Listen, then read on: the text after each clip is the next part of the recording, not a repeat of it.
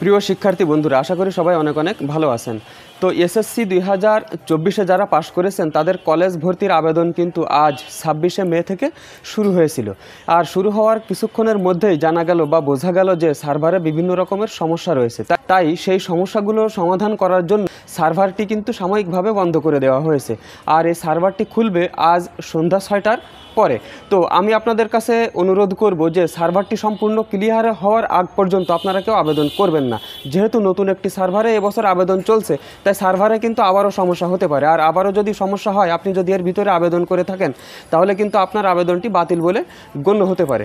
তাই কখন সার্ভার খুলবে, কখন সার্ভার ক্লিয়ার হবে, সেই সম্পর্কিত প্রত্যেকটি ভিডিও আমার চ্যানেলে পেয়ে যাবেন। আমার চ্যানেল থেকে আমি যখনই ভিডিও প্রকাশ করব যে এখন সার্ভারটি ক্লিয়ার রয়েছে, আপনারা আবেদন করতে পারেন, শুধুমাত্র সেই সময় কিন্তু আবেদন করবেন, তাহলে আপনার আবেদনটি বাতিল হওয়ার কোনো সম্ভাবনা থাকবে না।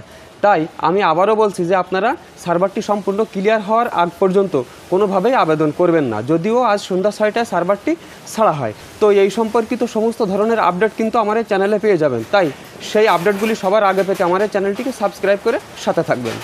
ধন্যবাদ।